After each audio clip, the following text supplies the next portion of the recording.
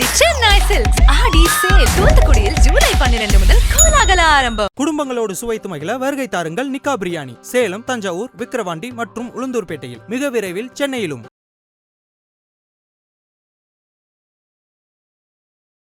இப்போ கேரளா வயநாட்டில் இந்த நிலச்சரிவுன்றது நடந்துச்சு. இந்த நிலச்சரிவு நடக்கிறதுக்கு மெயினான காரணம் என்னன்னா ஸ்லோப் ஸ்டெபிலிட்டின்னு சொல்லுவோம். இது ஹில்லி டெரைன், மலை பிரதேசங்கள்.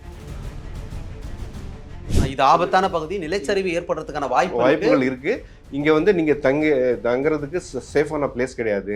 எனி டைம் நல்லா ஹெவி மழை பெஞ்சிச்சுனாலே ஸ்லோப் ஸ்டெபிலிட்டி ஆகிடும், சாயில் வீக் ஆகி உங்களுக்கு அந்த நிலச்சரிவு வரக்கூடிய வாய்ப்புகள் அதிகமாக இருக்கு. நிலச்சரிவு ஏற்படுவதற்கான வாய்ப்புள்ள பகுதிகள் அப்படிங்கிற ஒரு அறிக்கையை ஐஐடி டெல்லி ஏற்கனவே கொடுத்துருக்குறாங்க. ஒரு அறிக்கை அப்படி கொடுத்துருக்கும் போது ஏற்கனவே அரசாங்கமும் சொல்லியிருக்கு. அரசாங்கம் சொன்னால் கூட மக்கள் பொதுமக்கள் அதை ஸ்ட்ரிக்டாக கடைபிடிக்கிறது இல்லை. அவங்க ஃபாலோ ஆபத்தை உணரவே இல்லை. இந்த ரிவர் ஃப்ளோ, அதோட டெரைன் எந்த டைரெக்ஷனில் எங்கே ஃப்ளோ ஆகுது, அங்கே இருக்கிற சாயில் எப்படி டைப் ஆஃப் சாயில், அந்த சாயில் ஸ்டடி பண்ணிவிட்டு ரிவர் பேங்க்ஸுக்கு அந்த ஆற்று ஒட்டி கரெக்டாக பில்டிங்ஸ் எல்லாம் கன்ஸ்ட்ரக்ட் பண்ணக்கூடாது. நீங்கள் மண் பற்றி நிறைய தெரிஞ்சவங்க, அந்த மண் எப்படி இருக்குது? இப்போ கடும் மழைன்னு சொல்லியிருக்காங்க. இப்போ எச்சரிக்கைக்காக, முன்னெச்சரிக்கையாக என்னென்னலாம் செய்ய வேண்டியது இருக்குது? அதான் அந்த இது இருக்கு இல்லைங்களா, அந்த நீங்கள் ரோட் கட்டிங்ஸ் எல்லாம் பண்ணுறீங்க, எப்படியும் டெவலப்மெண்டல் ஆக்டிவிட்டிஸ் பண்ணி தான் அது இருக்குது, அது தேவைப்படுது. அது இருக்குது. பண்ணும்போது எங்கெங்கே நம்ம சரியான சூட்டபுளான ராக் இருக்கோ பார்த்துட்டு அந்த ரூட் வழியாக தான் அப்படி தான் போகணுமே தவிர. தொழில்நுட்பங்கள் இவ்வளோ வளர்ந்த பிறகு குறிப்பிட்ட இந்த பகுதியில் இவ்வளோ மழை பொழிவதற்கான வாய்ப்பு இருக்குது அப்படின்லாம் கண்டுபிடிக்கிற வசதி நம்மகிட்ட இல்லையா? இல்லை, ஐஎம்டி இந்தியன் மீட்டரலாஜிக்கல் டிபார்ட்மெண்ட் இவ்வளோ மழை பெய்யுதுன்னு சொல்லிட்டு முன்கூட்டியாக ஃபோர்காஸ்ட் சொல்லியிருப்பாங்க, இவ்வளோ மழை பெய்யுது அப்படின்னு சொல்லிட்டு.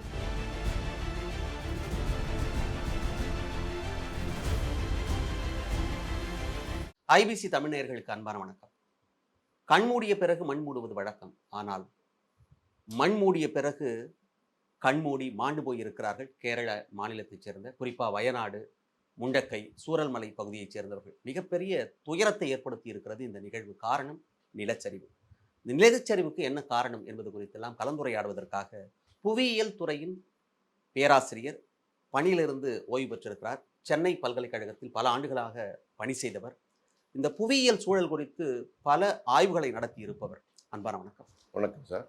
இந்த பெருந்துயரத்திற்கு, இந்த நிலச்சரிவுக்கு என்ன காரணம்? நிலச்சரிவு, நிலநடுக்கம், சுனாமி, வெள்ளம், இது மாதிரி இதெல்லாம் இயற்கை ஆபத்துகள்னு சொல்லுவோம். இப்போ கேரளா வயநாட்டில் இந்த நிலச்சரிவுன்றது நடந்துச்சு. இந்த நிலச்சரிவு நடக்கிறதுக்கு மெயினான காரணம் என்னன்னா ஸ்லோப் ஸ்டெபிலிட்டின்னு சொல்லுவோம். இது ஹில்லி டெரைன், மலை பிரதேசங்களில் அதிகமாக மழை பெஞ்சாக்கா, இப்போது கேரளா எடுத்திங்கன்னாக்கா சவுத் வெஸ்ட் மான்சூன், தென்மேற்கு பருவமழைன்றது அதிகமாக பெஞ்சிட்ருக்கு. மழை அதிகமாக பெஞ்சிச்சுனாக்கா அந்த சாயில் லூஸ் சாயில் ஆகிடும். லூஸ் சாயில் ஆகி ஸ்லோவாக ஸ்லோப்பு, அந்த inclination of the hilly terrain, அந்த ஸ்லோப்பில் ஸ்லோவாக கொஞ்சம் கொஞ்சமாக அந்த சாயில் மண் ஸ்லைடு ஆக ஆரம்பிச்சிரும். அந்த ஸ்லைடு பண்ண அதோட சேர்ந்து ஏதாவது பாறைகள், கல்லுகள் ஏதாவது இருந்தால் கூட அதுவும் சேர்ந்து அடிச்சுட்டு வந்துடும். அது மெயின் காரணம் என்னென்னா ஸ்லோப் ஒன்று, அதான் inclination of the hilly terrain, மலை பிரதேசங்கள். அதே மாதிரி ஹெவி ரெயின்ஃபால், 30 சென்டிமீட்டர் மழை பொழிஞ்சிருக்குங்க ஒரு நாளில் மட்டும் 30 சென்டிமீட்டரு, ரெண்டு நாளில் 58 சென்டிமீட்டர் மழை பெஞ்சிச்சு. இது ரொம்ப சக்தி அந்த மண்ணுக்கு இல்லை. இது ஆக்சுவலாக வயநாட்டில் இந்த 30ஆம் தேதி ஜூலை அன்னைக்கு அதிகாலையில் நடந்துச்சு. இந்த ஹெவி ரெயின்ஃபால்னால காலையில் நடந்துச்சு. இது நிலச்சரிவு நடந்துச்சு. அதில் முண்டக்கை, சூரல்மலை, அட்டமலை, நூல்புழான்றது இந்த 4 ஏரியா மிக அதிகமாக பாதிப்பு ஏற்பட்டுச்சு. அது மட்டும் இல்லை, இந்த அதிகமான மழை பெய்யறது மட்டும் இல்லாமல் slope, hilly terrain slope inclination இல்லாமல் அங்கே இருக்கிற டீஃபாரஸ்டேஷன் எப்படின்னாக்கா, நிறைய மரங்கள் வெட்டி போட்டு அவங்க ரெசிடென்ஸு, பில்டிங்ஸு, ரெஸ்டாரண்ட்ஸு, ஹோட்டல்ஸு, அப்புறம் வந்து ரிசார்ட்ஸ் இந்த மாதிரி வந்து கன்ஸ்ட்ரக்ட் பண்றாங்க. இந்த பகுதியில நீங்க சொல்ற கட்டடங்கள்லாம் இருக்கா? இருக்கு. மரங்கள் அழிக்கப்பட்டிருக்கா? மரங்கள் அழிக்கப்பட்டதுனால தான் முண்டக்கை என்ற பிளேஸ்ல வந்து நிறைய டூரிஸ்ட் பிளேஸ் அது. அந்த டூரிஸ்ட் பிளேஸ் இருக்கிறதுனால அங்க வந்து இது நிறைய மரங்கள் வந்து வெட்டுப்பட்டு பில்டிங்ஸ் எல்லாம் கன்ஸ்ட்ரக்ட் பண்ணியிருக்காங்க. ஆக்சுவலாக வந்து state management disaster management authority போன 2 வருஷத்துக்கு முந்தி அவங்க வந்து ஒரு 4000 ஃபேமிலி வந்து அங்கேருந்து இது பண்ணிட்டு இவாக்குவேட் பண்ணி வேற சேஃப் பிளேஸுக்கு போக சொல்லியிருக்காங்க. எப்போ? 2022ல. இது ஆபத்தான பகுதி, நிலச்சரிவு ஏற்படுறதுக்கான வாய்ப்புகள் இருக்கு. இங்க வந்து நீங்க தங்குறதுக்கு சேஃபான பிளேஸ் கிடையாது. எனி டைம் நல்லா ஹெவி மழை பெஞ்சிச்சுனாலே ஸ்லோப் ஸ்டெபிலிட்டி ஆகிடும், சாயில் வந்து வீக் ஆகி உங்களுக்கு வந்து அந்த நிலச்சரிவு வரக்கூடிய வாய்ப்புகள் அதிகமாக இருக்கு அப்படின்னு அரசாங்கம் அங்க இருக்கிற மக்கள் கிட்ட சொல்லியிருக்காங்க. சொன்னாக்கா அது வந்து ஓரளவுக்கு நான் I can say that government வந்து கொஞ்சம் அந்த அளவுக்கு ஒரு நெக்லெக்டாக தான் இருந்தாங்கன்னு சொல்லலாம். இக்னோர் கட்டாயமாக நீங்க காலி செஞ்சுதான் ஆகணும்னு விடாப்படியா சொல்லல, எச்சரிக்கை மட்டும் கொடுத்தாங்க. அதுக்கப்புறம் அவங்களுக்கான வாழ்வாதாரத்தெல்லாம் ஏற்படுத்தி கொடுக்க வேண்டியது இருக்கு, நிறைய சிக்கல்கள்லாம் இருக்கு. சரி சொன்னாக்கா அவங்க கேட்கல, அதனால விட்டுட்டாங்க. அப்படி விட்டுருக்க கூடாதுன்னு சொல்ல வரீங்க? ஆமா. ஸோ அதனால இந்த மாதிரி ஆயிடுது. ஸோ எப்பவுமே ஸ்லோப் ஹில்லி டெரைன்ல வந்து மலை பிரதேசங்கள்ல அந்த டீஃபாரஸ்ட்ன்றது பண்ணக்கூடாது. டீஃபாரஸ்டேஷன்ன்றது அதாவது காட்டை வந்து அழிக்கக்கூடாது. அதுதான் நீங்க சொல்ல வரது. ஆமா, அது ஸ்டெபிலிட்டி மெயின்டைன் பண்ணணும். அந்த ஸ்டெபிலிட்டி மெயின்டைன் பண்ணல, அதுக்கு கூட வந்து இந்த ஹெவியான மழையும் சேர்ந்துட்டு இதாயிடுச்சு. இப்போ கேரளா எடுத்தீங்கன்னாக்கா டோட்டலாக 14 மாவட்டங்கள் இருக்கு. அதுல வந்து இப்போ வயநாடு அப்புறம் வந்து இடுக்கி மாவட்டம் வந்து ரொம்ப அதிகமாக பாதிப்பு ஏற்பட்டுச்சு. அந்த இடுக்கி மாவட்டத்தில் தான் உங்களுக்கு மூணாறுன்றது ஒரு very well known tourist place இருக்கு. இல்லை, இதில் குறிப்பாக வயநாட்டில் 58.52 விழுக்காடு அளவுக்கு நிலச்சரிவு ஏற்படுவதற்கான வாய்ப்புள்ள பகுதிகள் அப்படிங்கிற ஒரு அறிக்கையை ஐஐடி டெல்லி ஏற்கனவே கொடுத்துருக்குறாங்க. ஒரு அறிக்கை அப்படி கொடுத்துருக்கும் போது ஏற்கனவே அரசாங்கமும் சொல்லியிருக்கு. அப்படி இருந்தாலும் அங்கே மக்கள் வசிக்கும் பொழுது யாருக்கு என்ன நடந்தா எனக்கு என்ன அப்படின்னு அந்த அரசாங்கம் விட்டுடுச்சோ? அரசாங்கம் சொன்னா கூட மக்கள் வந்து பொதுமக்கள் அதை வந்து ஸ்ட்ரிக்டா கடைபிடிக்கிறது இல்லை. அவங்க ஃபாலோ ஆபத்தை உணரவே இல்லை. இல்லைன்னா ஸ்டேட் டிசாஸ்டர் மேனேஜ்மெண்ட் அத்தாரிட்டி அவங்க வந்து சொல்லிட்டு 2 வருஷத்துக்கு முன்பே ஒரு 4000 ஃபேமிலி வந்து இங்க இருந்த தங்குறதுக்கான சரியான வசதி இது இல்ல, சூட்டபிள் பிளேஸ் கிடையாது, இடம் அல்ல. அதனால இங்க இருந்து நீங்க வந்து வேற சேஃப் பிளேஸ்க்கு நீங்க கொஞ்சம் பேர் போயிருப்பாங்க. அது மட்டும் இல்லை, இப்போ நியூஸ்ல பார்க்கும்போது ஷக்கிலாவோ வேற ஒரு கேர்ள் வந்து இந்த ஹெவி ரெயின்ஃபால் வர்றது பார்த்துட்டு அவங்க எச்சரிக்கை கொடுத்துட்டாங்க அவங்க ஃபேமிலிக்கு. அவங்க ஃபேமிலி நைட்டாக அவங்க வெக்கேட் பண்ணிட்டு வேற இடத்துக்கு போனதால அந்த ஃபேமிலி மொத்தம் சேஃப் ஆயிடுச்சு. அந்த குடும்பத்துல ஒருத்தவங்க எச்சரிக்கை கொடுத்து அந்த எல்லாமே, அதாவது தொடர்ச்சியா மழை பெஞ்சிட்டே இருக்கு, அதனால நிலச்சரிவு ஏற்படுறதுக்கான வாய்ப்பு இருக்கு அப்படின்னு அந்த புள்ள தெரிஞ்சுக்கிட்டு எங்க வீட்டுல எல்லாருக்கும் சொல்லியிருக்காங்க. உடனே கிளம்பி எல்லாரும் வெளியே போயிட்டாங்க. அங்க இருந்தவங்க அப்படின்னு போது இப்போ இந்த மாதிரியான நேரம் இருக்குல்ல சார், இப்போ நீங்க சொன்ன மாதிரி அதிகமான மழை, இன்னொன்னு காட்டை அழிப்பது, இது 2 முக்கியமான காரணம். அப்போ வந்து இயற்கையாக வர்ற மழையை வந்து கட்டுப்படுத்த முடியாது, காட்டை அழிக்காமல் இருக்க முடியும். அதுதான் மனித தவறு நம்ம திருத்திக்க வேண்டிய ரொம்ப அவசியம் இருக்குது. இப்போ ஒரு பெரும் துயரம் நடந்து போச்சு, மீண்டும் மழை இருக்குன்றாங்க, சிவப்பு எச்சரிக்கை, ஆரஞ்சு எச்சரிக்கையெல்லாம் கொடுத்துருக்குறாங்க. எஞ்சி இருக்கின்ற பகுதிகள் இருக்குல்ல, இப்போ உடனடியாக செய்ய வேண்டியது என்ன சார்? மீட்பு பணி ஒரு பக்கம் நடந்துட்டு இருக்கு, இப்போ உடனடியாக செய்ய வேண்டியதுன்னா என்ன செய்யணும்? உடனடியாக செய்ய வேண்டியது அந்த அங்கே எங்கெங்கே பாதிப்பு இருக்கோ எஃபெக்டட் பீப்புள் வந்து மெயினாக ரெஸ்கியூ பண்ணணும். இல்லை, அதை இப்போ பண்ணிட்டு இருக்காங்க. நான் சொல்றது எஞ்சி இருக்கின்ற மக்களையாவது காப்பாற்றுறதுக்காக நான் சொல்லிட்டு இருக்கேன். மீட்பு பணி ஒரு பக்கம் நடந்துட்டு இருக்கு, அதில் எந்த தொய்வும் இல்லை, இரவு பகலாக பாராமல் வேலை செஞ்சுட்டு இருக்காங்க. அத்தனை பேரிடர் மீட்பாளர்களையும் பாராட்ட வேண்டும் மனம் வந்து, அதில் எந்த மாற்றமும். நான் சொல்றது எஞ்சி இருக்கிற மக்கள் இருக்கல, இந்த குறிப்பிட்ட பகுதியெல்லாம் பாதிக்கப்பட்டிருக்கு. நீங்க சொல்ற மாதிரி 14 மாவட்டங்கள்ல 12 மாவட்டங்கள் நிலச்சரிவு ஏற்படுவதற்கான வாய்ப்பு இருக்குன்னு குறிப்பிட்டு சொல்லுங்க. கேரளாவில் பெருமழை பொழிந்தால் இப்படிதான் நடக்கும்ன்றாங்க. இப்போ இது ஒரு பாடமா கிடைச்சிச்சு, இனி வரும் காலங்களில் நடக்கக்கூடாது, என்ன பண்ணணும்ன்ற? அதுக்கு வந்து எந்தெந்த ரிஸ்கி ஜோன்ஸ் இருக்கோ அங்கெல்லாம் வந்து நீங்கள் பில்டிங்ஸு, இந்த ரிசார்ட்ஸு, ரெஸ்டாரண்ட்ஸு இல்லைன்னா வந்து இதெல்லாம் வந்து கட்டக்கூடாது. அரசு அனுமதி இல்லாமல் கட்ட முடியும்? அரசு அனுமதி இல்லாமல் கட்டக்கூடாது, கட்ட முடியாது. கட்டணவங்களும் அரசு அனுமதியோட தான் கட்டியிருக்காங்க. அரசு அனுமதி இல்லாமல் கொஞ்சம் இன்ஃப்ளூயன்ஸ் பண்ணி அவங்க வந்து வயலேட் பண்ணி கன்ஸ்ட்ரக்ட் பண்ணியிருக்காங்க. அதெல்லாம் கன்ஸ்ட்ரக்ட் பண்ணக்கூடாது. பண்ணால் அவங்களுக்கு தான் ஆபத்து. அந்த ஆபத்து திரும்பி பாருங்கள், திடீர்னு ஆயிடுச்சு, யார் நஷ்டப்படுறாங்க, யாருக்கு பாதிப்பு வருது? பொதுமக்களுக்கு தான் பாதிப்பு வருது. அதனால வந்து certain regulations, rules and regulations இருக்கும்போது அது வந்து நம்ம ஸ்ட்ரிக்டாக ஃபாலோ பண்ணணும். அதே மாதிரி இப்போ கோஸ்டல் ரெகுலேஷன் ஜோன்னு சொல்லிட்டு ஒன்று இருக்குது. அந்த கோஸ்ட்லேருந்து பீச்லேருந்து 500 மீட்டர் வரைக்கும் எந்த ரிசார்ட்டும் பண்ணக்கூடாதுன்னு சொல்லிட்டு அந்த 500 மீட்டர்ஸ்க்கு ஒட்டி பீச்லேயே உங்கள் ரிசார்ட் கன்ஸ்ட்ரக்ட் பண்ணுறாங்க. சுனாமி வந்தப்போ எவ்வளோ பாதிப்பு வந்துச்சு மக்களுக்கு. அது நம்ம வந்து சட்ட அதாவது ரெகுலேஷன் விதிகள்லாம் இருக்கு, அதை கடைபிடிக்காத பட்சத்துல தான் இது போன்ற பெருந்துயரங்கள்லாம் நேருது அப்படின்னு நடக்குது. சரி, இது மாதிரியான நேரத்துல மீட்பு குழுவினர் இருக்காங்களா? இப்போ முப்படைகளும் சேர்ந்து அங்க ஆமா, பண்ணி ஆர்மி, நேவி, மிலிட்டரி, அது எல்லாருமே எல்லாமே நேஷனல் டிசாஸ்டர் ரிலீஃப், பேரிடர் NDRF, மீட்பு SDRF குழுவினர் அவங்க எல்லாம் கூட எல்லாமே பண்றாங்க. இருக்காங்க. நான் என்ன கேக்குறேன்னா, அவங்க வந்து உசுரை காப்பாத்துறதுக்காக போயிருக்காங்க, அவர்களுக்கும் எந்த பாதிப்பும் வரக்கூடாது, என்னெல்லாம் பண்ண வேண்டியது இருக்கு? அது வந்து எங்கெங்க கொஞ்சம் ஸ்டேபிள் ஏரியாஸ் இருக்கோ அந்த ஸ்டேபிள் ஏரியாஸ் அப்சர்வ் பண்ணிட்டு அங்கே தான் நீங்க வந்து கேம்ப் மாதிரி போட்டுட்டு. இது சம்பந்தமான பயிற்சி அவங்களுக்கு இருக்கும், அதனால கண்டிப்பா இருக்கும், அவங்களுக்கு பிரச்சனை பயிற்சி இருக்கும், நாலேஜும் இருக்கும். அந்த லோக்கல் கவர்மெண்ட் கூட, லோக்கல் பீப்புள் கூட ஜியாலஜி, அந்த அந்த ஜியாலஜி பூமியோடைய நிலை என்ன, புவியியல் நிலை என்ன அவங்க வந்து சொல்லிப்பாங்க. அதை பொதுவாக கேரளா பார்த்தீங்கன்னாக்கா அந்த வெஸ்டர்ன் ஹாட்ஸில் இருக்குது. அதில் வந்து உங்களுக்கு கிறிஸ்டலைன் ராக்ஸ், ப்ரீகேம்பியன் ராக்ஸ்ன்றது அது ஸ்டேபிள் ராக்ஸ், அதெல்லாம் வந்து பெருசாக ஆகாது. ஏதாவது எர்த்குவேக் அந்த மாதிரி நடந்துச்சுன்னா தான் அது டைமில் வந்து லேண்ட்ஸ்லைட் நடக்கிறதுக்கு வாய்ப்புகள் உண்டு. லேண்ட்ஸ்லைட்ஸு, எர்த்குவேக், பொதுவாக வந்து இந்த நிலச்சரிவுன்றது நடக்கிறதுக்கு காரணம் வந்து நான் சொன்ன மாதிரி ரெயின்ஃபால், எர்த்குவேக், நிலநடுக்கம் கூட, அதிர்வு வந்தால் கூட நிலச்சரிவு நடக்கும். அதே மாதிரி heavy rainfall, deforestation, slopes instability, இந்த மாதிரிலாம் காரணம். இந்த மாதிரி இருக்கும்போது அது விட்டுட்டா, ப்ரீகேம்பியன் ராக்ஸ் விட்டுட்டா அடுத்தது வந்து ப்ளீஸ்டோசின் ராக்ஸ் தான் அங்கே இருக்குது, அதிகமாக இருக்குது. அது இப்போ வயநாடு அந்த ஏரியாவில் பார்த்தீங்கன்னாக்கா ரெட் சாயில், லேட்ரிட்டிக் சாயில், அது வந்து ரொம்ப லூஸ் சாயில். அது அந்த சாயில் வந்து கொஞ்சம் மழை பெஞ்சாலே ஆட்டோமேட்டிக்காக கரைஞ்சிரும், ஓடிட்டே இருக்கும், போயிடும். இப்போ அதனால ஆறுகள் வந்து உடஞ்சிருக்கு, ஆறு கரை உடஞ்சி போச்சு, அந்த பக்கம் மரங்கள் வேரோட பிடுங்கிட்டு வந்திருக்கு, பாறைகள் உருண்டு வந்திருக்கு. அது வந்த வேகத்துல குடியிருப்பு பகுதிக்குள்ள வரும்போது சில பேருக்கு கை போயிருக்கு, சில பேருக்கு கால் போயிருக்கு. சடலமாக மீட்கப்படும் பொழுது முழுசா ஒரு மனுஷனை எடுக்க முடியாத இருக்கிற ஒரு வேதனை இருக்குது, அதெல்லாம் நடந்துட்டு இருக்கு.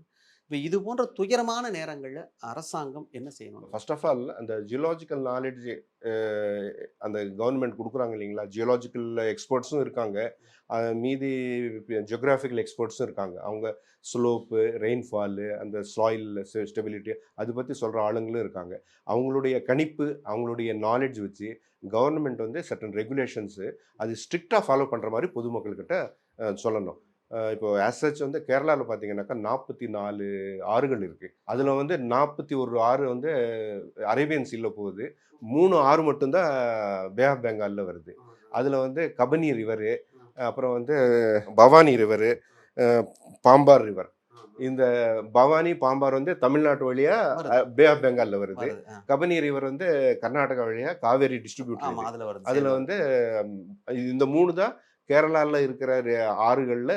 44 ஆறுகள்ல 3 தான் east flowing rivers, bay of Bengal. மீதெல்லாம் வந்து அரேபியன் சீல கடக்கக்கூடிய ரிவர்ஸ். அதெல்லாம் சின்ன சின்ன ரிவர்ஸ் தான், ஒரு 70 கிலோமீட்டர்ஸு, 90 கிலோமீட்டர், சின்ன சின்ன ரிவர்ஸ் பயணிக்கிற மாதிரி இல்லை. ஆமாம், மாநிலமே ரொம்ப சின்ன மாநிலம். அந்த மாதிரி இருக்கும்போது அந்த ரிவர் ஃப்ளோ, அதோட டெரைன் எந்த டைரெக்ஷனில் எங்கே ஃப்ளோ ஆகுது, அங்கே இருக்கிற சாயில் எப்படி டைப் ஆஃப் சாயில், அந்த சாயில் ஸ்டடி பண்ணிவிட்டு ரிவர் பேங்க்ஸுக்கு அந்த ஆற்று ஒட்டி கரெக்டாக பில்டிங்ஸ் எல்லாம் கன்ஸ்ட்ரக்ட் பண்ணக்கூடாது, அந்த ரெசிடென்ஷியல் ஸ்ட்ரக்சர்ஸ் கன்ஸ்ட்ரக்ட் பண்ணக்கூடாது. இந்த மாதிரி நிலச்சரிவோ இல்லை ஃப்ளட்ஸ் வரும்போது ஆட்டோமேட்டிக்காக அந்த பில்டிங்ஸுக்கு எல்லாத்துக்கும் ஆபத்து தானே, பாதிப்பு தானே. ஸோ இந்த மாதிரி ஆஸ்பெக்ட்ஸ் வந்து மெயினாக கன்சிடர் பண்ணணும். கேரளா வந்து அந்த மெயினாக லேட்ரிட்டிக் அண்ட் ரெட் சாயில் கொஞ்சம் அதிகம். அந்த சாயில் ஸ்டடி பண்ணிவிட்டு எங்கெங்கே சூட்டபுளான ஜோன்ஸ் இருக்கோ அது ஐடென்டிஃபை பண்ணிவிட்டு அங்கே தான் நீங்கள் வந்து பில்டிங்ஸோ ஸ்ட்ரக்சர்ஸோ இதெல்லாம். இப்போது ரிக்ரியேஷனுக்காகவோ இது டூரிஸ்ட்டுக்கு இதுக்காக வந்து மக்களுக்கு டெம்பரரியாக பெனிஃபிட் வருது, நிறைய இன்கம் ஜென்ரேட் ஆகுது, எக்கானமின்னு சொல்லிட்டு நீங்கள் இந்த மாதிரி கன்ஸ்ட்ரக்ட் பண்ணால் இது நேச்சுரலாகவே நடக்க வேண்டிய இந்த மாதிரி இயற்கை பாதிப்பு வருது பாருங்கள். அதிகமாக மழை பெஞ்சு இதெல்லாம் பாதிப்பு வருது. இந்த மாதிரி பாதிப்பு வரும்போது மட்டும்தான் நம்ம வந்து இந்த மாதிரி சுச்சுவேஷன் ஃபேஸ் பண்ண வேண்டியதாக இருக்குது. ஸோ அது நம்ம லாங் டேர்ம் விஷன் வந்து திங்க் பண்ணணும். இதுக்கப்புறம் கேரளா வந்து மிகப்பெரிய அளவுக்கு பாடம் கற்றுக்கிட்டு இந்த இடத்துல இருக்கக்கூடாதுன்னா இருக்கக்கூடாது, கட்டடம் கட்டக்கூடாதுன்னா கட்டக்கூடாது, அந்த விதிகளை வந்து முறைப்படி கடைபிடிச்சாலே இந்த பேராபத்துகள்லேருந்து தப்பிக்கிறதுக்கான ஒரு வழி. இதை மாதிரியான மண் அமைப்பு கொண்ட, இது மாதிரியான சூழல் கொண்ட பகுதி அப்படின்னாக்கா தமிழகத்தில் என்ன சொல்லலாம்? ஏன்னா நீலகிரியில் கடுமையான மழை வாய்ப்பு இருக்குது அப்படின்னு வந்து வானிலை ஆய்வு மையம் சொல்லியிருக்காங்க. அந்த மண் எப்படி, அங்கே எப்படி முன்னெச்சரிக்கையாக இருக்க வேண்டிய தேவை இருக்குது? எனி ஹில்லி டெரைன் வந்து அது வந்து மோஸ்ட்லி ஒரு ஹார்ட் ராக் தான் உள்ளே இருக்கும். மேலே வந்து டாப் சாயில் வந்து சாயில் மாதிரி தான் இருக்கும். அந்த சாயில் வந்து ஹெவி ரெயின்ஃபால் அந்த மண்ணுக்கு அதிகமான அடியில பாறை இருக்கு, நிறைய பாறை நிறைய பாறை இருக்கு, இருக்கு. பாறை இருக்கு. பாறை வந்து ஸ்டெபிலிட்டி தான் இருக்கும். சில பாறைகளுக்கு வந்து நடுவில் அந்த ஜாயிண்ட்ஸு கிராக்ஸ்ன்றது இருக்கும். அந்த ஜாயிண்ட்ஸ் வீக் ஜோன்ஸில் வந்து தண்ணி போய் போய் போய் அது வீக் ஆகி அந்த ஜாயிண்ட்ஸ் கிராக்ஸில் கூட கொஞ்சம் நிலச்சரிவு அந்த கொஞ்சம் கொஞ்சமாக விழுறதுக்கு மண் சரியறதுக்கு வாய்ப்பு இருக்கு. வாய்ப்புகள் உண்டு. ஸோ அந்த மாதிரி இதெல்லாம் ஸ்டடி பண்ணணும். இப்போ நம்ம ஏரியாவில் இப்போ தமிழ்நாட்டில் பார்த்தீங்கன்னாக்கா ஊட்டி, கொடைக்கானல் இந்த மாதிரி பிளேசஸில் வந்து நிலச்சரிவு ஏற்படுறதுக்கு வாய்ப்புகள் அப்பப்போ உண்டு. பட் கேரளா கம்பேர் பண்ணும்போது நம்மளது வந்து ஓரளவுக்கு கொஞ்சம் குறைவு. அப்படின்னாக்கா இங்க கொஞ்சம் விதிகள்லாம் கடைபிடிக்கப்படுதுன்னு எடுத்துக்கணுமா? பிடிக்குது. அப்புறம் வந்து டீஃபாரஸ்டேஷன் அதிகமாக பண்ணுறது இல்லை. அந்த காட்டு அளவுக்கு அழிக்கிறது இல்ல. காட்டு அடிக்கிறது இல்லை, அந்த மாதிரி பண்ணுறது இல்லை. இப்ப நீலகிரி அப்படின்னு நம்ம எடுத்துக்கிறோம். அது வந்து மேடான பகுதி, மலைப்பகுதி. இது நம்ம கேரளாவில் சொல்ற இடத்துக்கு ஒப்பிட்ட அளவுக்கு அது கிட்டத்தட்ட வருதுன்னு வச்சுப்போம். நீங்க மண் பத்தி நிறைய தெரிஞ்சவங்க. அந்த மண் எப்படி இருக்கு? இப்ப கடும் மழைன்னு சொல்லியிருக்காங்க. இப்ப எச்சரிக்கைக்காக, முன்னெச்சரிக்கையாக என்னென்னலாம் செய்ய வேண்டியது இருக்கு? அதான் அந்த இது இருக்கு இல்லைங்களா, அந்த நீங்கள் ரோட் கட்டிங்ஸ் எல்லாம் பண்ணுறீங்க, எப்படியும் டெவலப்மெண்டல் ஆக்டிவிட்டிஸ் ஆமா, பண்ணி தான் அது ஆகணும். இருக்கு. அது Development- தேவைப்படுது. அது இருக்கு. அது பண்ணும்போது எங்கெங்கே நம்ம வந்து சரியான சூட்டபுளான ராக் இருக்கோ பார்த்துட்டு அந்த ரூட் வழியாக தான் அப்படி தான் போகணுமே தவிர அது ஷார்ட் கட்டுன்னு சொல்லிட்டு அதுக்காகன்னு சொல்லிட்டு நீங்கள் வந்து சாயில் கட் பண்ணுறதோ அங்கெல்லாம் வந்து டனல்ஸ் மாதிரி பண்ணுறதோ அதெல்லாம் வந்து ஆபத்தான மண்ணை பலவீனப்படுத்தும் விதமா எந்த நடவடிக்கை எடுக்கக்கூடாது. எடுக்கக்கூடாது. பாறையை உடைச்சு கூட அது மேல கூட பயணத்தை வச்சுக்கலாம் அப்படின்ற மாதிரி இருக்கும். ஆமாம். இப்போ நம்ம ஊர்ல, அதாவது தமிழகத்தை பொறுத்த வரைக்கும், அது கேரளாவை ஒட்டிய பகுதியா இருக்கட்டும், இப்போ நீலகிரிலாம் பாத்தீங்கன்னா அங்க வந்து குடியிருப்பு பகுதிகள் அப்படின்றதுல ஆபத்து இல்லாத பகுதியா இருக்கா? குடியிருப்பு பகுதிகள்லாம் ஓரளவுக்கு கம்பேரிட்டிவ் ஆபத்து இல்லாத பகுதிகள் தான். ஏன்னா இந்தியாவில் பார்த்தீங்கன்னாக்கா அங்கே ஹிமாச்சல் பிரதேஷ், ஜம்மு காஷ்மீர், உத்தராகண்டு, உத்தராகண்ட் தான் இருக்கிறதுலே மிகப்பெரிய அளவுக்கு பேரிடர் சந்திச்சு 5700 பேர் கிட்ட இறந்து மாண்டு போனாங்க. ஆமா. போயிருக்காங்க இல்லைங்களா.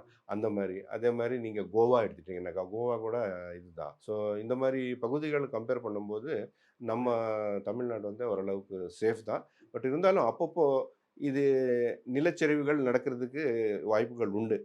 அந்த டைமில் என்ன பண்ணணும், அந்த வால் கன்ஸ்ட்ரக்ட் பண்ணணும். You have to construct a wall, concrete walls. அந்த எங்கே ஸ்லோப் ஸ்டெபிலிட்டி வீக்காக இருக்கோ அங்கெல்லாம் வந்து இந்த செவரு மாதிரி கன்ஸ்ட்ரக்ட் பண்ணணும். தடுப்புச்சுவர் மாதிரி கட்டணும். தடுப்பு செவரு கன்ஸ்ட்ரக்ட் நீங்க பண்ணணும். தடுப்புச்சுவர் கட்டும் போதும் அந்த இடத்துல மண் பலவீனம் ஆகிறதுக்கு வாய்ப்பு இருக்குல்ல, அப்போ எப்படி நம்ம அது பண்றது? மண் இருக்கிற இடத்துல இல்லை, எங்கெங்கே உங்களுக்கு கல் இருக்கோ, கல் வீக் ஜோன்ஸு, ஃபிஷர்ஸு, கிராக்ஸு, ஜாயிண்ட்ஸ் இருக்கிற ஏரியாவில் வந்து நீங்கள் அந்த மாதிரி சில சமயத்தில் மெஷ் கூட கன்ஸ்ட்ரக்ட் பண்ணுவாங்க. எங்கெங்கே வீக் ஜோன் இருக்கோ சரிஞ்சு உள்ள வந்துடக்கூடாது. வரக்கூடாது. அது திடீர்னு வந்துட்டு ராக் ஃபால்னு சொல்லுவாங்க. நிலச்சரிவில் மட் சாயில், மட்டு சாயில் எல்லாம் சேர்ந்து ராக்கு கூட வரும். பாறை தான் நிறைய பாறைகள் உருண்டு இருக்கு. இப்ப ஆ. நீங்க பாத்தீங்கன்னா அவ்வளவு ஆமா, பாறைகள் வந்திருக்கு. பாறைகள் குடியிருப்பு பகுதி முழுக்க நிறைய இடத்துல பாறையா இருக்கு. பாறை வந்துச்சு. ஸோ அந்த மாதிரி இடத்துல வந்து நீங்கள் செவுரு கட்டலாம், இல்லைன்னா வந்து மெஷ், பெரிய பெரிய ஐரன் மெஷ் கன்ஸ்ட்ரக்ட் பண்ணலாம். ப்ளஸ் இரும்பு வேலிகள் போட்டு தடுக்கிறது, இரும்பு தடுக்கிறது. கம்பிகளை வச்சு தடுக்கிறது, அதெல்லாம் சொல்றேன். இல்ல, ஆனா இயற்கையா வர்ற இந்த மாதிரியான கடும் மழையா இருக்குது, கடும் காற்றாக இருக்கிறது, மிகப்பெரிய சரிவுலாம் வரும்போது நீங்க சொல்ற சுவரோ, நீங்க சொல்ற அந்த திரை போட்ட அந்த இரும்பு கம்பியோ தடுக்க முடியும்னு நினைக்கிறீங்க? இதெல்லாம் வந்து ஓரளவுக்கு கட்டுப்படுத்துறதுக்கான வாய்ப்பு. கடுப்புலைங்க. ஓ, இவ்வளவு தூரத்துக்கு இல்லாம இயற்கைக்கு மிஞ்சி எதுவும் இல்ல. ஆனா நீங்க சொல்றது பெரும்பாலான உயிர்களை காப்பாற்றுவதற்கான வழி. ஒரு மினிமம் ஸ்டெப்ஸ். நீங்க வந்து ரொம்ப அதிகமா மழை பெஞ்சிச்சு, அதிகமான அது வந்து இயற்கையை நடக்கிறது தான். இதெல்லாம் அது வந்து- தடுப்பதற்கான வழி. ஆமா, தடுப்பதற்கான வழி. முன்னெச்சரிக்கை நடவடிக்கையா செய்ய வேண்டியது அப்படின்னு ஆமா, ஒரு சிலதா ஆமா. இருக்கு. இப்போ கேரளாவில் நடந்த இந்த விஷயம் இருக்குல்ல, இது நமக்கு என்னென்ன படிப்பினைகள்லாம் சொல்லி கொடுத்துருக்கு? ஃபர்ஸ்ட் ஆஃப் ஆல் வந்து கவர்மெண்ட்டோட ரூல்ஸ் அண்ட் ரெகுலேஷன் ஸ்ட்ரிக்டாக ஃபாலோ பண்ணணும். நம்ம வந்து எக்கானமி வருதோ இல்லை ரெவென்யூ வருதோன்றதுக்காக இந்த டீஃபாரஸ்டேஷன்றது மெயினாக பண்ணக்கூடாது. எங்கெங்கே சாயில் சூட்டபுளாக இருக்கோ அங்கே தான் போய் நம்ம இது பண்ணணும். எங்கே உங்களுக்கு நிலச்சரிவு வருது, இல்லைன்னா வந்து ஃப்ளட்ஸ் வருது அப்படின்னு சொல்லிட்டு ஒரு அன்சேஃப் ஜோன்ஸ் இருக்குன்னாக்கா அந்த இடத்துல போயிட்டு நம்ம இதெல்லாம் வந்து எப்போ வரப்போது பார்த்துக்கலான்ற மாதிரி கண்ணோட்டத்தில் அந்த இதில் வந்து போயிட்டு நீங்கள் அங்கே அந்த மாதிரி தங்கக்கூடாது. அதெல்லாம் வந்து நீங்கள் கொஞ்சம் கேர்ஃபுல்லாக இருக்க வேண்டியது பொதுமக்களுடைய ரெஸ்பான்சிபிலிட்டி. கவர்மெண்ட்டோட நீங்கள் ஒத்துழைக்கணும். கவர்மெண்ட்டு, ஜியாலஜிக்கல் பீப்புள் சொல்கிற அந்த இது வந்து நீங்கள் ஒத்துழைக்கணும், கேட்டுக்கணும். தமிழகம் என்ன பாடம் கற்றுக்கணும்னு நினைக்கிறீங்க இதில்? இது தமிழகம் நமக்கு தெரியும். இது லேண்ட்ஸ்லைட்ஸு, இதெல்லாம் வந்து நிலச்சரிவு இதெல்லாம் வந்து நிறைய நடக்குது.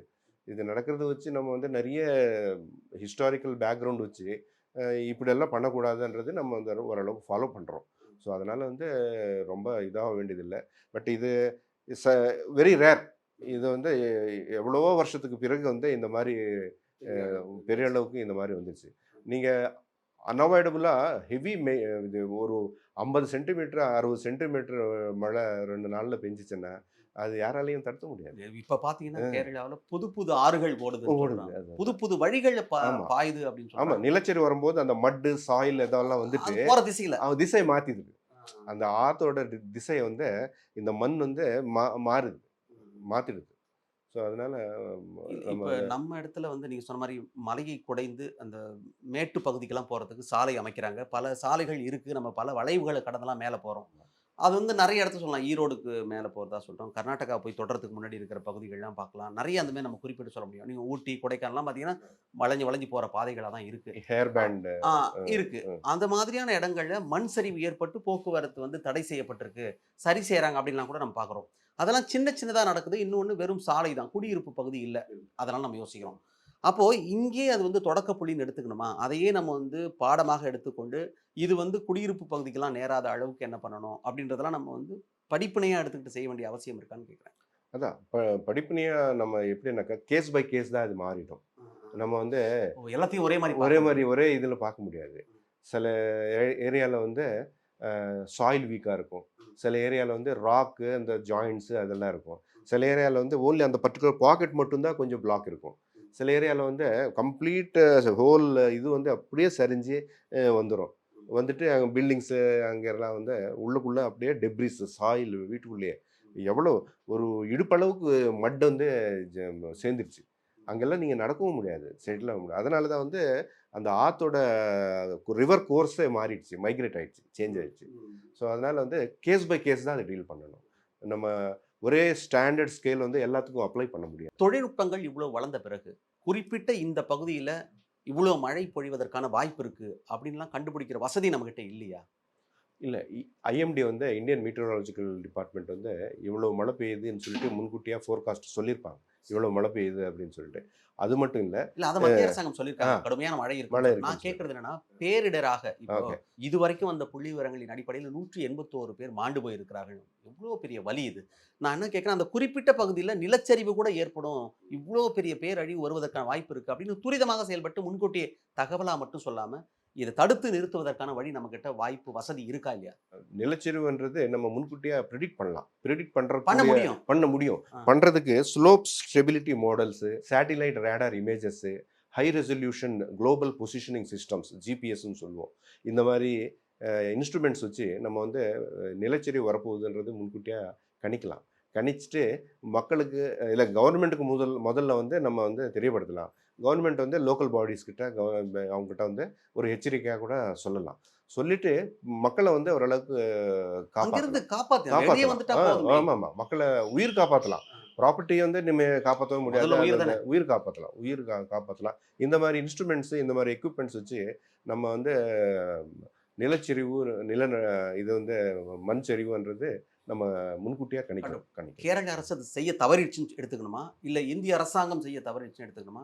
ஓரளவுக்கு அரசு சொல்லியிருப்பாங்க.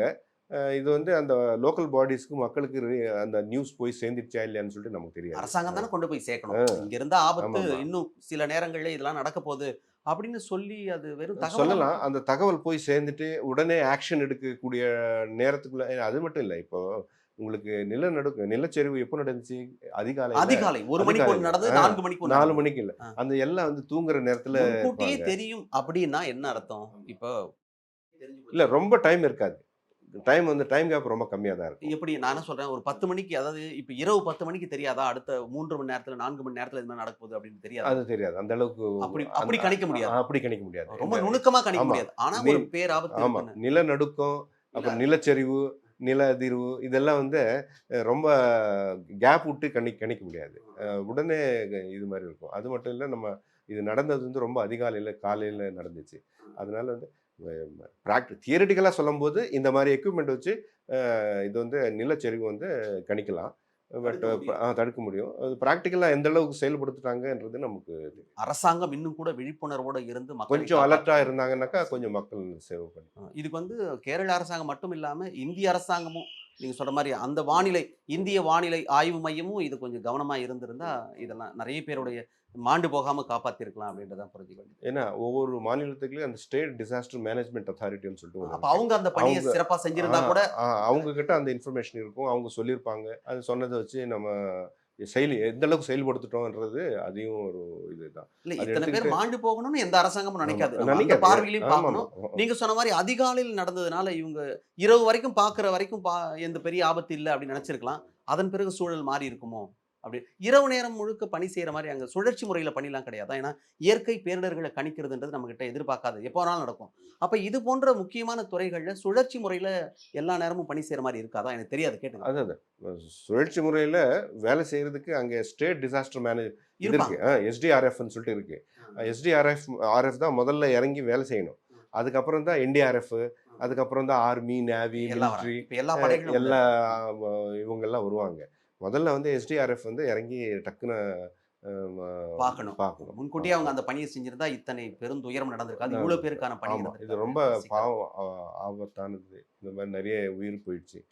ரொம்ப வருத்தத்துக்கூடிய விஷயம் தான். பாடமாக எடுத்துக்கிட்டு இனிமே வந்து ஃபியூச்சர்ல வந்து இந்த மாதிரி நடக்காம இருக்கிறதுக்கு என்னென்ன செயல் பண்ணணுமோ அது கரெக்டான. உங்களை மாதிரி துறையை சேர்ந்தவர்கள் நிறைய ஆலோசனைகள்லாம் கொடுத்துருக்கீங்க, அரசாங்கத்தின் பார்வை கொண்டு போய் சேர்த்துருக்கிறோம். இனி வரும் காலங்களில் இது போல் நடக்காது அப்படின்னு நம்ம நம்பலாம். நேரம் ஒதுக்கி பகிர்ந்து கொண்ட நம்பிக்கை நன்றி. நன்றி. எல்லாமே நல்லா இருக்கும், எல்லாருக்கும் பிடிக்கும். சென்னை சில்க்ஸின் தரமான ஆடி, பெருமை மிக ஆடி. குடும்பங்களோடு சுவைத்து மகிழ வருகை தாருங்கள் நிக்கா பிரியாணி. சேலம், தஞ்சாவூர், விக்கிரவாண்டி மற்றும் உளுந்தூர்பேட்டையில் மிக விரைவில் சென்னையிலும்.